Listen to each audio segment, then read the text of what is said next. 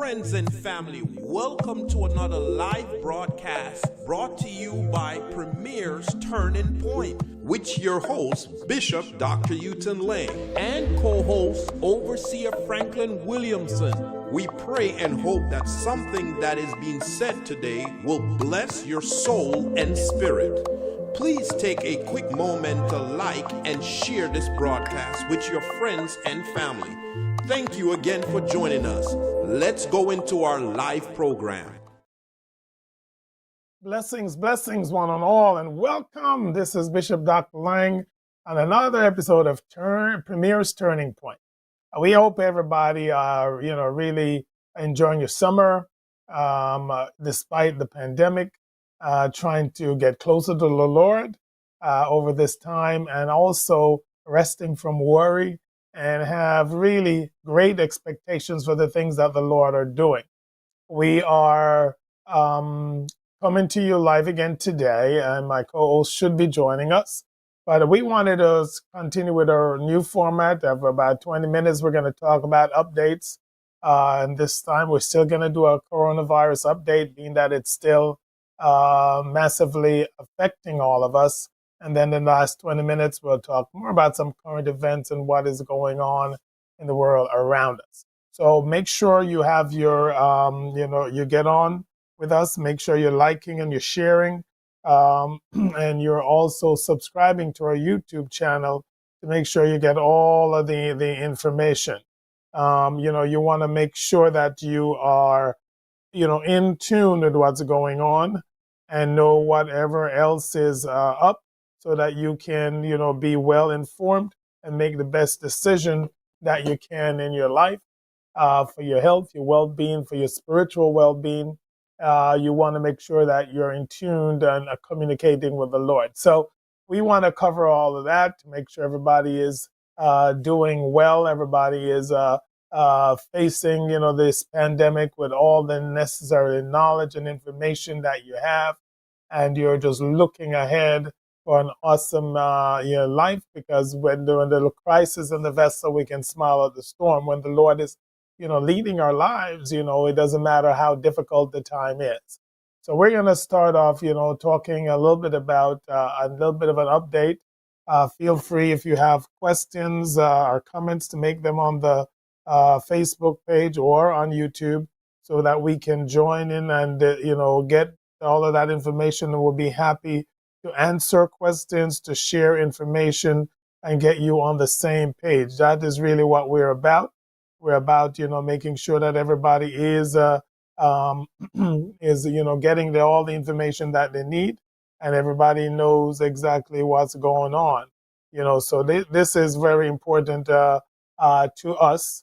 Something that is important to me, that all the necessary information is being given out, and people are coming to the knowledge of what it is that they need to do. So we want everybody to join in with us, and just really make sure you understand what's going on. You know what is going forth, and you're getting updated as much as you can on all of the information.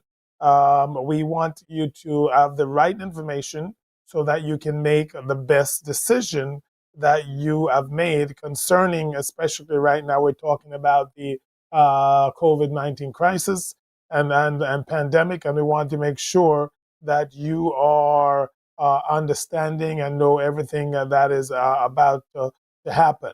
So with that, I just wanted to turn to the stats and what is going on with the current COVID-19 pandemic, and especially the what's going on with the Delta variant, which has really seemed to be taking over and is the dominant variant that is in the U.S. Over the last 7 days, there's been about 66,000 plus, an increase in 64% increase in the amount of COVID-19 cases that have been identified. Of course, the most dominant variant, as we said, is the Delta variant. Over the past week, we've seen a 7.8% increase in the average positivity. and the amount of tests reported. And so we're seeing that's over the past day, 7% increase over the past week, about 31% increase in the amount of tests. In terms of the vaccinations that have been giving out, so far, we see that there's been about 163 million people who are fully vaccinated, which is about 49% of the population. And we see that being a slight increase. Hospitalizations have been up dramatically, about 5,047 over the past 7 days, which is about a 46% increase. So we see, and the trend in hospitalization, that we see what's going on right now, the ages have changed. Now we're seeing the average is between 18 and 49 years old, and we see that's where most of the cases are taking place right now. So it's important for you to realize that there is a definite increase. There is a definitely increase in the Delta variant. And in general, there's definitely an increase in the amount of cases that are being reported. We'll talk a little bit more about some of the other things that we're seeing. But one of the things that is important that you realize is that this is not going away. As a matter of fact, from you listen to the statistics, we've seen an increase in the amount of this. And then the main problem that we're seeing is still the amount of immunizations are not catching up with the amount of the virus that is around. So we're seeing a lot more of the virus around, and not as many people have been immunized. So, and yes, thank heavens, very lately, we're seeing a slight increase again in the amount of people getting the vaccination because of, everything that's going on. But in general, that rate is not caught up with even the rate of the recurrence that we're seeing. And of course, you know that the various rules have been changed, have been adjusted. And I wanted to talk to you a little bit about what's going on with the CDC, the various new recommendations that they have in terms of mask wearing. And just so you know, they didn't make a major announcement over the past week with a change in their recommendation for mask wearing, especially even on the inside. I know a lot of states have changed their rules, and so we're seeing a lot of places where vaccinations are just where mask wearing has been turned aside, and now everybody's there, without masks. But there is new recommendations from the CDC, and it's become necessary because of some new discovery that they have, especially when it comes to the Delta variant. So a new study shows that the Delta COVID-19 variant produced similar amounts of virus in vaccinated and unvaccinated people if they get infected. So this is a key motivation behind the federal guidance that now recommends, they didn't mandate, but they recommend most fully vaccinated Americans wear masks indoors. So basically, the new recommendation is for masks indoors, for all people, whether vaccinated or not, because they say that the vaccination makes it less likely that you'll catch COVID-19 in the first place. But for those who do, this data suggests that you could have a similar tendency to spread it as unvaccinated folks. So hear me clearly. So this high viral, we're seeing what they call high viral loads, which is the amount of virus that is in the system that they detect. There's a high risk of transmission the higher the viral load. Unlike with other variants, vaccinated people infected with Delta can transmit the virus. All right, that's a very key point that they have now made and they have shared with everybody else.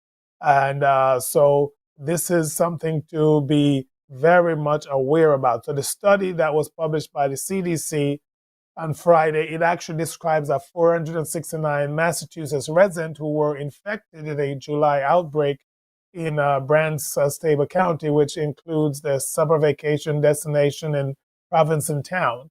No deaths were reported among them. However, about 74% or 346 cases had been fully vaccinated.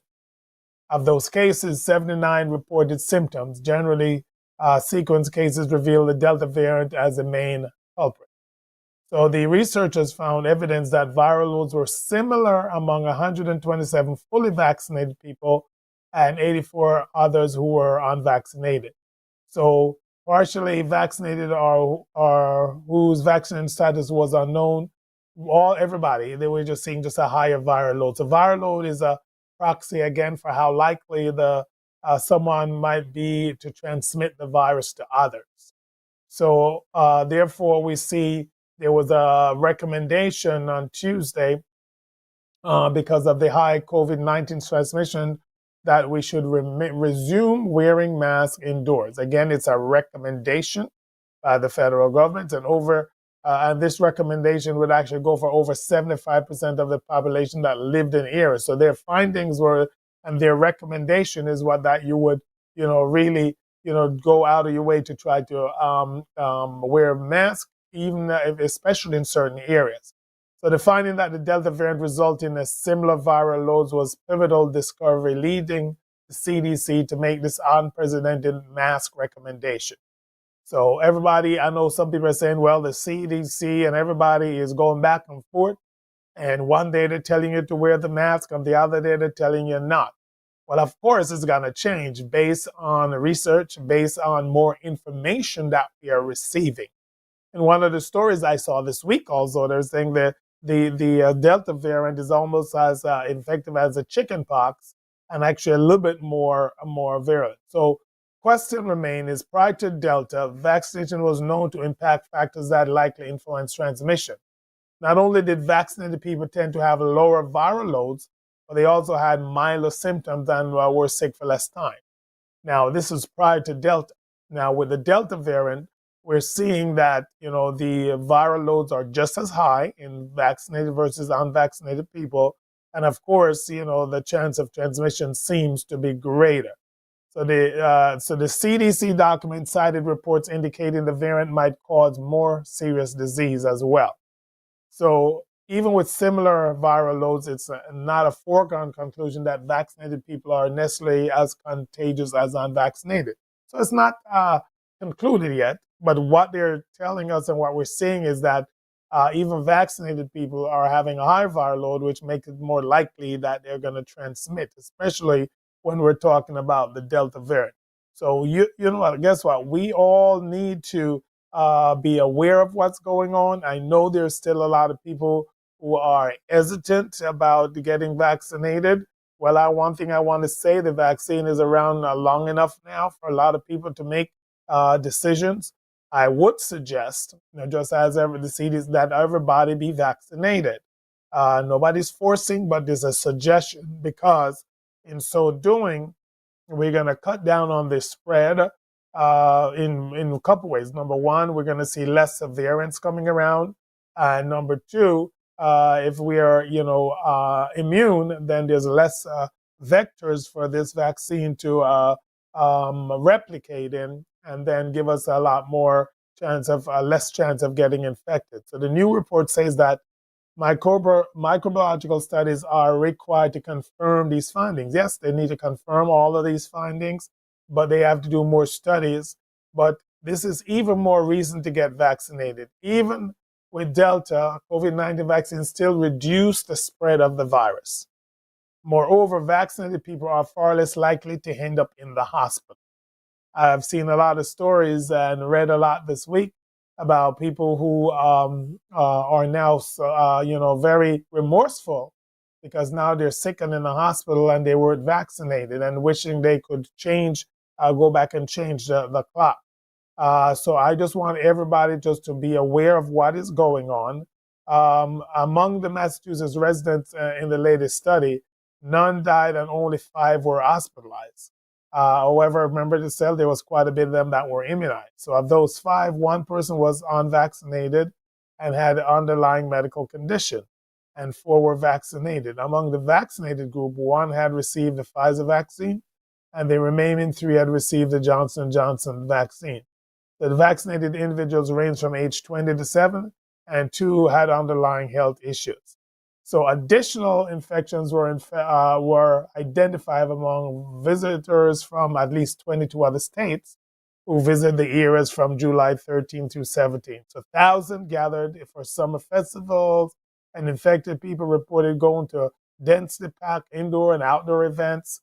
And we see all of this is stuff that transpires. And although these findings motivate the CDC to update its guidance for areas with higher levels of viral transmission, the study knows that this county was not one of those areas until the outbreak. So therefore, there's a lot of places that we're not sure what's going on unless there's an outbreak that's going to identify that. So the recommendation in general, so that is really for everyone to be aware of this information, this updated information, making sure that you're getting yourself properly covered, vaccinated, and then of course continue wearing the mask as much as possible to decrease the spread of this virus.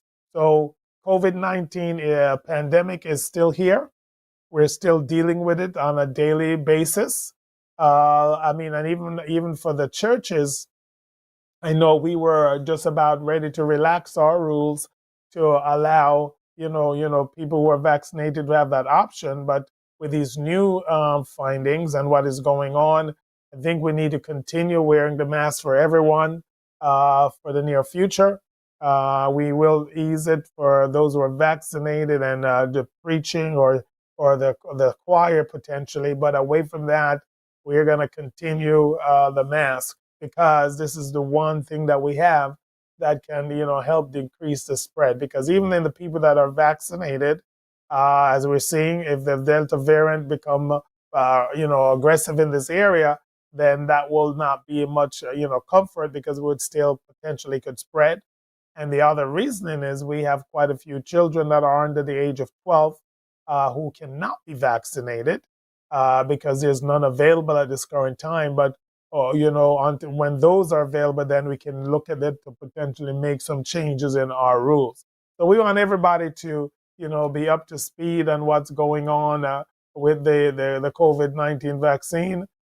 Making sure that you know the latest information and just go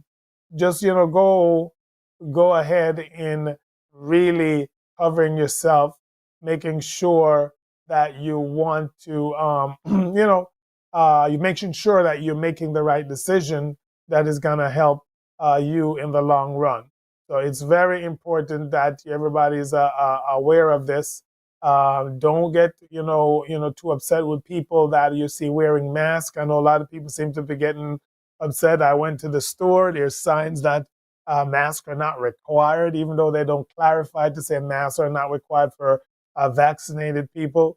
All kinds of stuff that is going on out there. So we want you to really, really make sure you are aware, of what's going on in your area. Make sure you're well connected, well covered, and you know what is to be expected. So again, if you have questions, feel free to reach out to us. We're more than happy to answer them. pflmi.org is our website. You can reach out to us on Messenger and Facebook, on any one of the available things any one of the available media. You'll be able to send us a message, and we're more than happy to to help you. It's really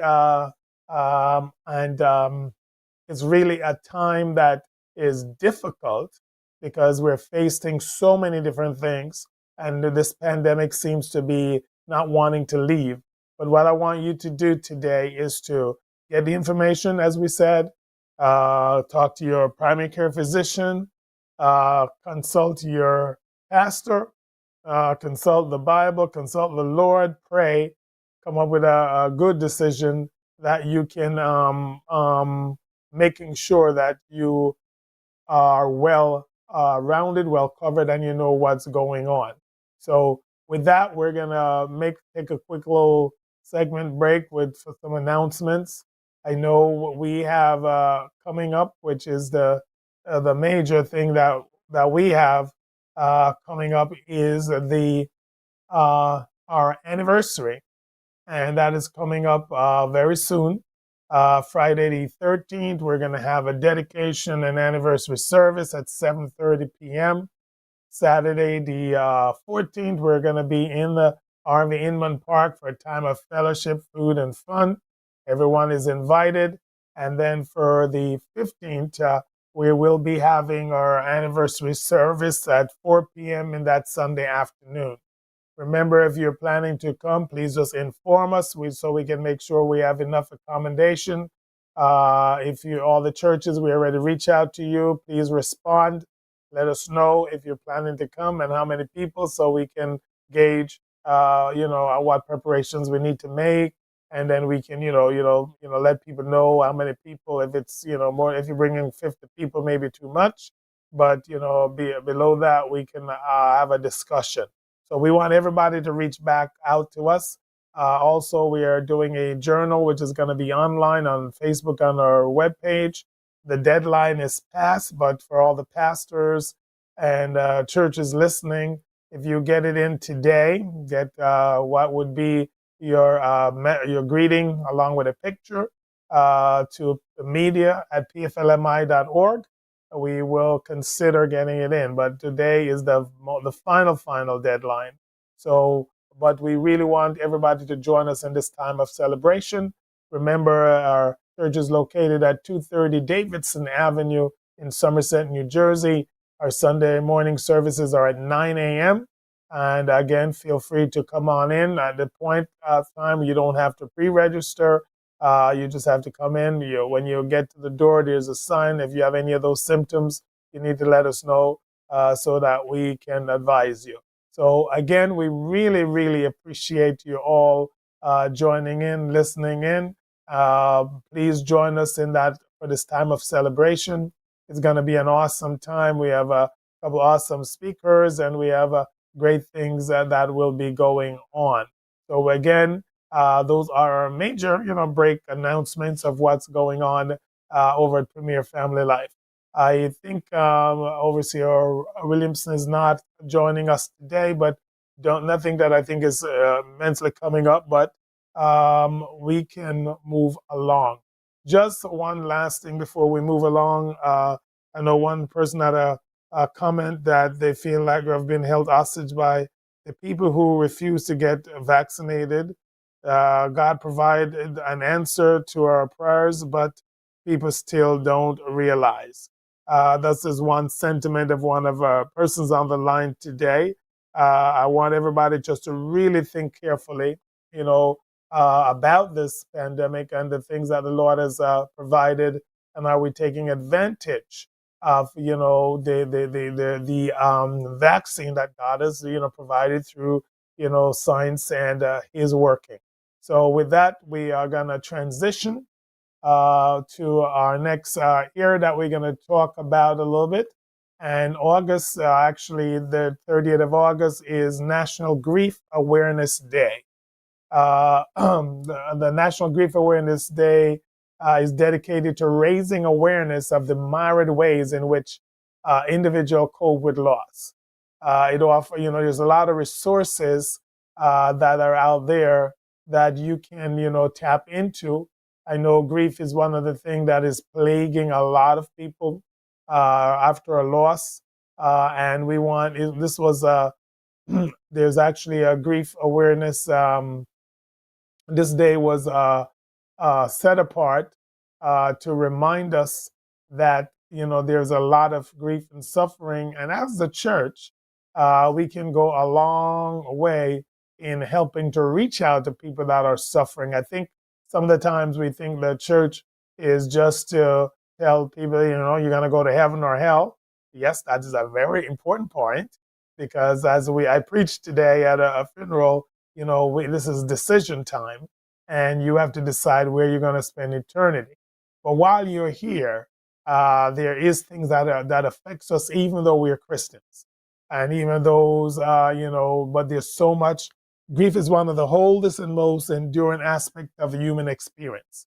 Now, if you haven't experienced grief, it's unfortunately likely to happen. all of us at some point in time. The term grief encompasses all the emotions around loss, mourning, and is defined as the external expression of pain. Bereavement is another commonly used term for grief.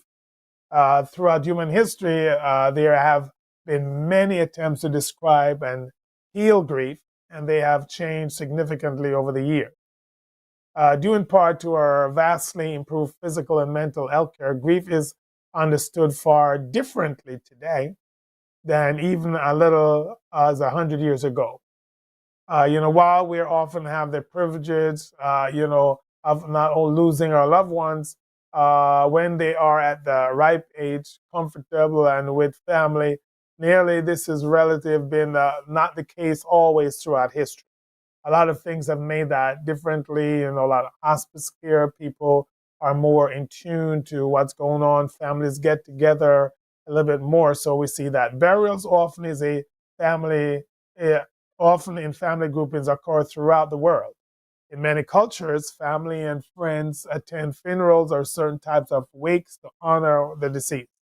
Though mourning traditions vary from culture to culture, these aspects of the ritual often persist. So almost every culture has some kind of mourning support for one another. And we see one thing we're proposing as I talk about this topic is, as the people of God, we should be reaching out to one another, being there for one another, and so being of good support while we encourage. In part due to the frequency of death and grief, the topic was poorly researched or treated until about the 1900s. In 1917, famous psychologist Sigmund Freud wrote, "Grieving is a natural process that should not be tampered with." So this encapsulates the sentiment, well, grieving is a part of life and needs no special attention. But as the century wore on, however, there came to be more interest in grief and its stages. And it's a little bit of a death and dying, research session. But Elizabeth Kubler-Ross famously wrote her consequential book on death and dying in 1969. The book laid out the 5 stages of grief that many are familiar with today under the name the Kubler-Ross method. It was easily accepted, and grief was managed along a distinct timeline for years. Simon Shishorn Rubin put forth the 2-track model of bereavement to further explain the phenomenon in 1981. Just giving you a little bit of history. However, it was only in 1996 to 2006 that great headway was made in the understanding of grief as something that resisted strict and chronological definition. So in the 2000s, a more fluid understanding of grief is kind of what we're seeing. So you see this as process over time, and I know a lot of time in the church world, people are a little bit skeptical about supporting and dealing with grief. Some people have put it in different ways. Well, listen, it's natural part of life, so just deal with it. But I think we need to realize that we need to spend time helping others, and being there for one another, and helping others to really come to the knowledge to how they can deal with this. So here's a couple of things that you may want to do as we look at grief. You want to support a grieving friend. If a friend has been honest with you and shared a current story of grief or loss, really support them. Be there for them. Be that extra shoulder for them to lean on. Share with them the Word of God. Encourage them from the Word of God. And while you're acknowledging that this is something real, just be there for them. Also, we want everybody to engage in self-care.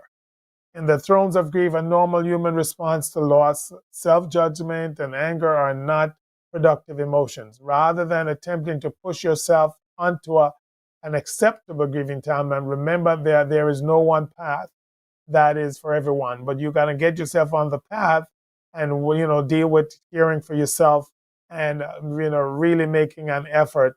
There is a couple of pointers I wanted to make. Of course, feel free to join in with the conversation by sharing a comment or letting us know a question that you have. But there is 5 important facts about grief that I want to make right now. Number 1, myth: grief equals mourning. Though not widely known, it's true that mourning and grief cannot be used interchangeably. Grief is the internal pain associated with loss, while mourning is the external expression of that pain, and is often that it often facilitates grief. So, people that are mourning or crying and stuff, yes, that's an outward expression, but, sometimes they need a little bit more, compassionate care from each other to help them to get at that grief and help them to deal with it. Uh, Grief often comes with secondary losses. While the trauma of losing a loved one is hard enough, those in mourning frequently must cope with secondary associated loss, like loss of financial security or loss of housing. So there's a lot of secondary losses that may go along with grief. So when a person is in the midst of their grief, you need to help them to see what it is that it may still be the secondary things that we may potentially be able to help with. Number 3, another myth: grief happens in clearly defined stages. While the professionals have identified significant stage of grief, it is possible and even common for those working through grief to skip step entirely, have more time on one reaction era than the other. So it's not one thing fits all. And even though we may have a definition of the stages, and people most likely will go through the stages, it is important to understand it's different for everyone. Number 4, grief requires effort. Grief work, in parentheses, is a term often used to refer to a grief response. The physical and emotional toll of grief deeply affects the lives of those going through it. It's important to engage in self-care throughout. That's one thing. So we got to help people that are grieving, that are going through, to realize that, they shouldn't just leave themselves up, but we're going to be there to support them and help them. And number 5 is another myth: grief can be completely resolved. Sadly, many people who have experienced loss report that grief in some form or another continues for the rest of their lives. They may now know how to cope with it, but like many other mental ailments, it can recur in varying levels of intensity for years. So you need to make sure that you're helping people that are going through, and people that are grieving. Don't be upset if years pass and something kind of came up that gets you back into that stage. You need to realize that this is how it is, and that you can do something about it. I really want to stress that this is one of the reasons why National Grief Awareness Day is important, because it raises the awareness, and hopefully today we touched on that and we raised the awareness to everyone that grief is an important issue that we all face at some sort of shape or form, and we need to develop and help people grasp it and realize how to cope. And we need to spread this awareness also, that people don't feel like they're alone. Grief awareness saves life. For some, grief can turn into dangerous and lonely depression. So it is essential to support yourself and others while going through a loss. Be there for one another, cheer up one another, and provide support. Also, once we realize and celebrate this Grief Awareness Day, it also can offer resources. It can be hard to find the resources and organization you need,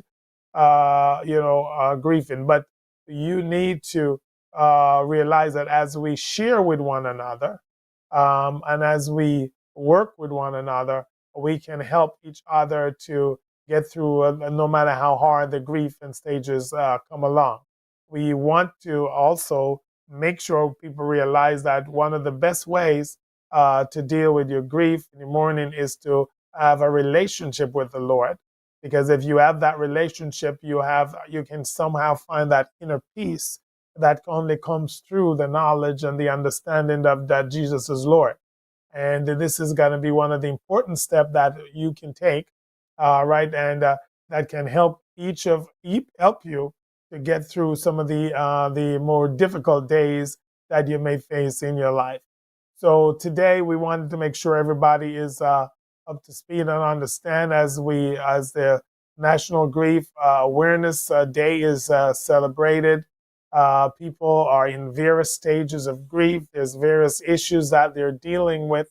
But one thing we can say today that, you can get through this. You can come out on the other side and where you find yourself, back to finding happiness and finding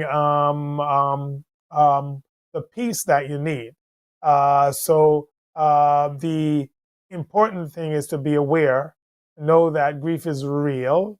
Yes, mourning happens, but doesn't totally deal with grief, because mourning is just that external expression of probably what's going on inside, but you need to deal with that grief so that you can, come around back to be a full functioning person. So be aware and be thoughtful one for another, be there for one another, and, just extend, that hearing that we need. All right. And the one way to do this is, as I said before, is to know the Lord for yourself, understand who He is. You can get with your prayer partners. You can pray by yourself. You can reach out to your pastors, your leaders, and of course, your family doctors are always important. They can help you or direct you also. Sometimes it will take some intensive and extra counseling to get us to, deal with all the things that are going on. But whatever it takes, you need to understand that there's help out there. There is a lot of resources. You can go to, just go to even the internet, and you'll see in your local area what is available. In all the areas, there is people available to help you and to give you the necessary support if you're going through a time of grief. So as we look at and are made aware, this is National Grief Awareness Day, and we want everybody listening today to realize that you're not alone, but there is help for you. So we thank you again for joining us today as we discussed and we gave you an update on the coronavirus, and we talked today about National Grief Awareness Day. We want to make sure each and every one of you are being blessed. You're being covered by the blood of the Lord, and you're just letting the Lord lead and guide you. Again, as I wrap up today, remember, this virus is here trying to stay around. We can make an impact. We can make a difference if we're vaccinated, and then along with that, wearing our mask to decrease the spread of the virus. The viral loads are seem to be similar in people who are vaccinated and versus those who are not when it comes to the Delta variant. So we need to protect ourselves, protect our children, protect our loved ones. Remember, as I said a couple weeks ago, even if you don't want to do this for yourself, do this for someone else that you're going to protect. Get vaccinated, wear your mask, and let the Lord lead you and guide. Remember, we're not mandating anything. We're not forcing anyone to do, but we want you to make the right choice. So God bless you today. Have a wonderful day, a wonderful weekend. Blessings, blessings, blessings. And Turning Point family, what an awesome time we just had. To all our first-time guests, we truly appreciate you for joining our live broadcast. We would like to hear from you, so please send us your comments, questions, or testimonies of how this program has impacted your life. Our email address is info@pflmi.org. Finally, if you feel led at any time to give to this ministry, please visit us at pflmi.org and click on the tab for donations. You can also give via Cash App at $PFLMIORG.